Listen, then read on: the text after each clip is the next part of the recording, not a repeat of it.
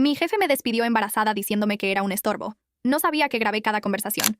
Todo empezó así, con el zumbido constante del aire acondicionado en una fría sala de mediación laboral. El ambiente era tan tenso que casi costaba respirar. Del otro lado de una inmensa mesa de roble estaba sentado Arturo, mi ahora ex jefe. Llevaba su típico traje azul marino impecable, una sonrisa arrogante dibujada en el rostro y esa postura de superioridad que siempre utilizaba para intimidar a todos a su alrededor. Estaba flanqueado por dos de los abogados corporativos más caros de la ciudad. Ellos habían venido preparados para aplastarme, para demostrar que mi despido había sido completamente justificado por un supuesto bajo rendimiento y que yo no era más que una ex empleada resentida buscando sacarle dinero a la empresa. La mediadora judicial, una mujer mayor de mirada cansada, me miró por encima de sus lentes y me preguntó si yo tenía alguna prueba que refutara la extensa documentación falsa que ellos acababan de presentar. Arturo soltó una pequeña risa burlona, acomodándose en su silla, seguro de su victoria. Él creía que yo era una mujer vulnerable,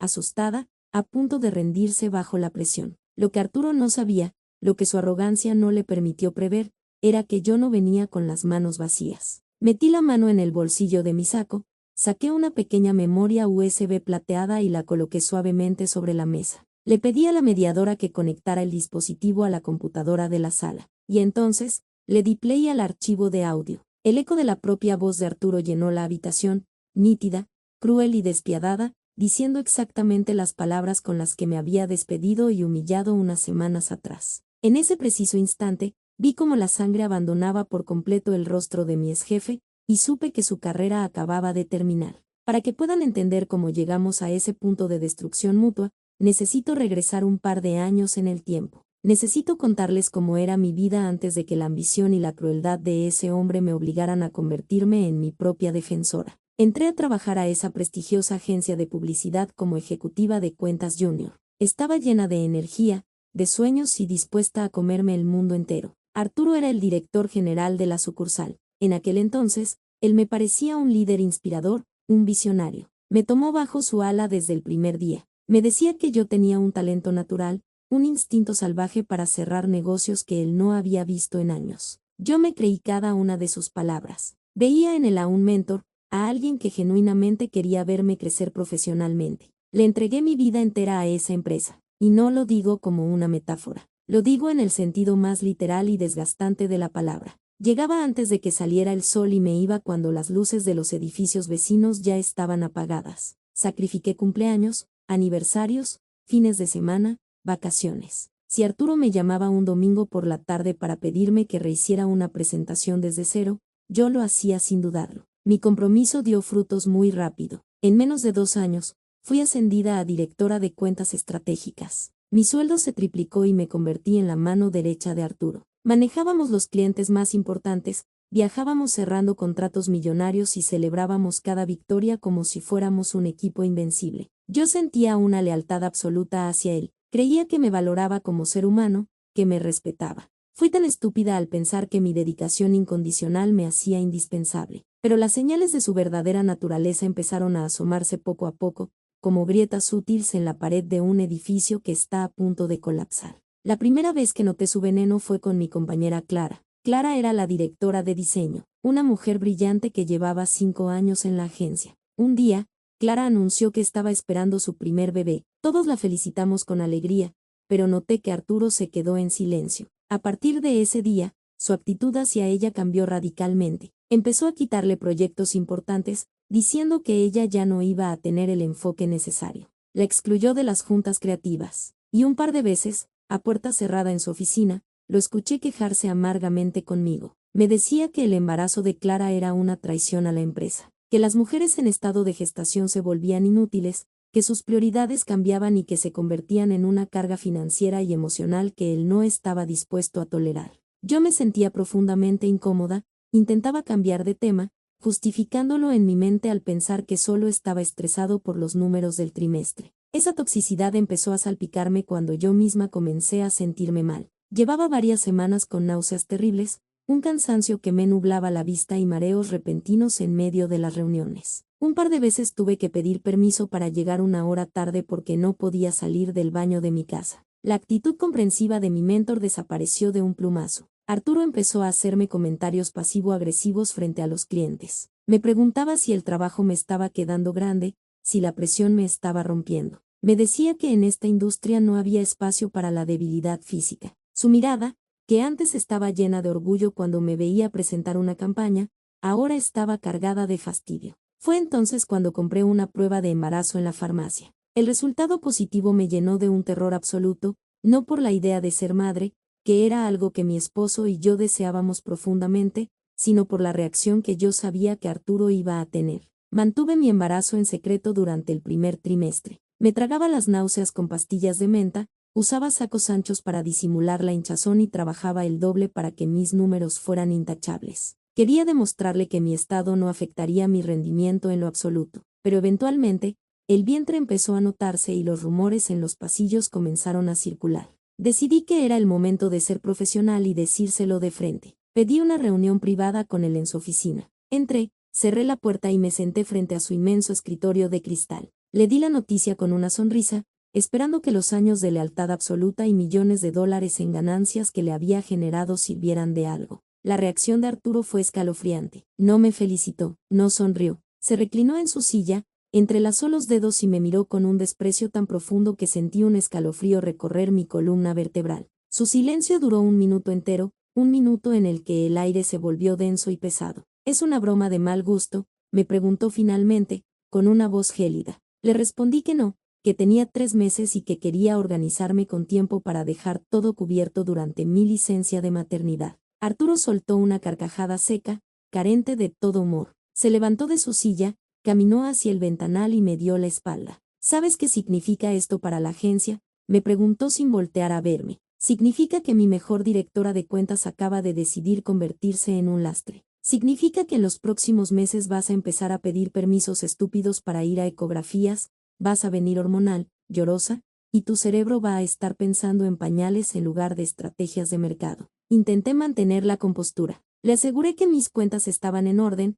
que mi rendimiento no había bajado un solo porcentaje a pesar de los malestares, y que estaba totalmente comprometida con los objetivos del año. Pero él se giró bruscamente, se apoyó sobre el escritorio y acercó su rostro al mío, invadiendo mi espacio personal con una agresividad aterradora. No me interesan tus promesas vacías, me siseó. El embarazo es una enfermedad en el mundo corporativo. Te vuelves lenta, te vuelves inútil, y yo no voy a cargar con una empleada a medias solo por lástima. A partir de ese día, mi vida en la oficina se convirtió en un infierno diseñado meticulosamente para hacerme renunciar. Arturo me asignó cuentas imposibles de salvar, proyectos con fechas límite inhumanas. Me gritaba frente a mis subordinados por errores insignificantes que yo no había cometido. Me excluyó de los bonos trimestres. Me obligaba a quedarme hasta la medianoche sabiendo perfectamente que yo no podía tomar café y que el agotamiento me estaba pasando factura físicamente. Quería doblegarme. Quería que yo firmara mi renuncia para no tener que pagarme la liquidación ni lidiar con una demanda por despido injustificado. Pero yo me negué a ceder. Cada lágrima que derramaba en el baño de mujeres,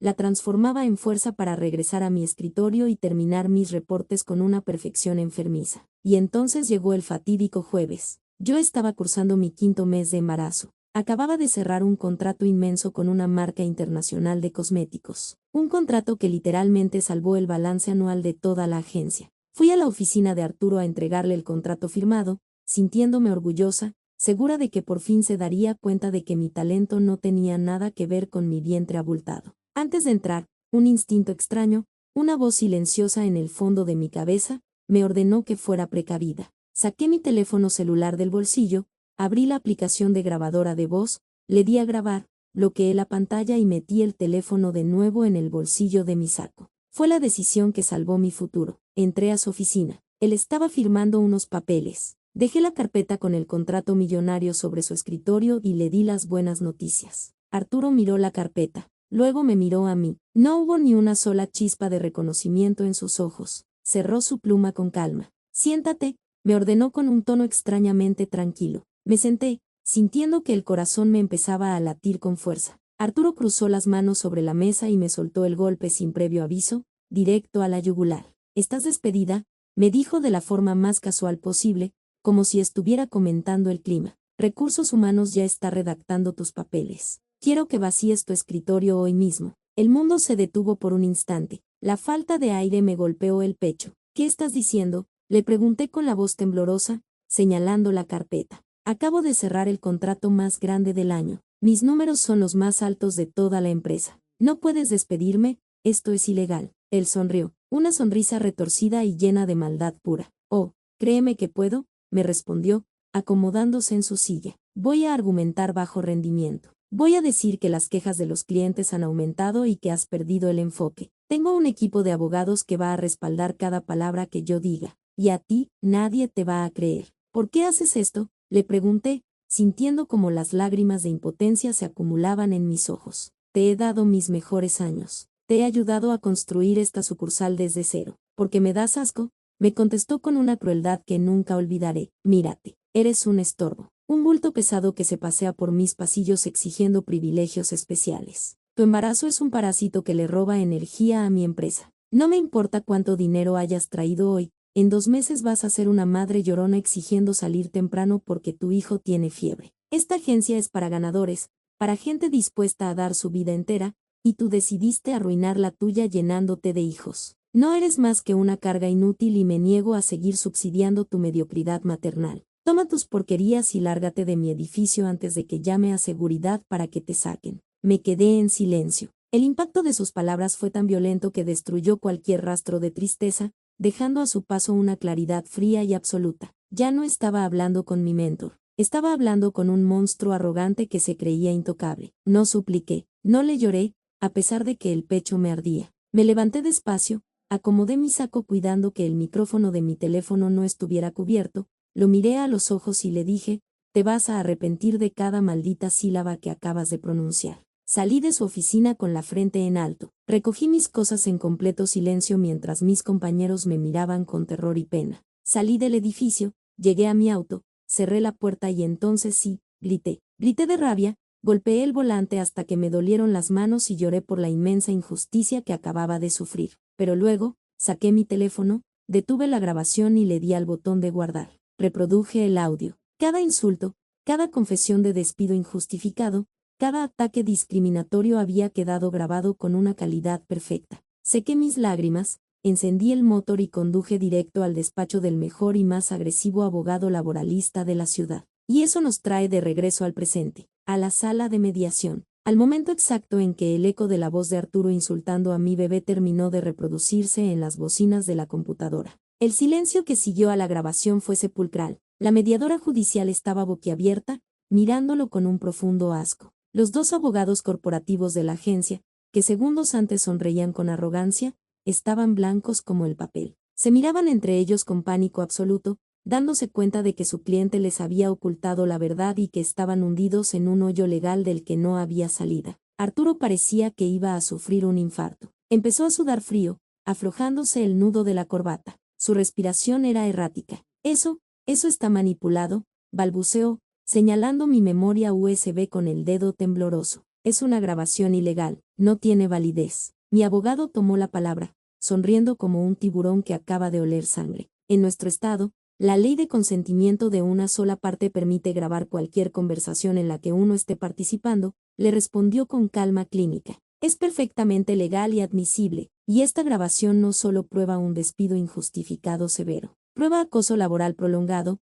discriminación brutal por razones de género y embarazo, y daño moral sistemático. Si ustedes deciden llevar esto a un juicio público, les aseguro que el escándalo mediático y la demanda multimillonaria van a destruir por completo la reputación de esta agencia a nivel nacional. Las marcas globales no se asocian con empresas que llaman parásitos a los hijos de sus empleadas. Los abogados corporativos pidieron un receso inmediato. Salieron arrastrando a Arturo al pasillo. Los escuché gritarse durante media hora. Arturo intentaba defenderse, pero sus abogados sabían que estaban acabados. Cuando regresaron a la sala, la arrogancia había desaparecido. Eran perros apaleados. Nos ofrecieron un acuerdo, una liquidación inmensa. Yo miré los números en el papel. Era una fortuna, suficiente para no tener que trabajar en años, pero no era suficiente para mí. Levanté la mirada y clavé mis ojos en los de Arturo. El dinero es aceptable, dije con voz firme, disfrutando de cada segundo de su humillación. Pero tengo una condición no negociable. Arturo debe presentar su renuncia inmediata, hoy mismo.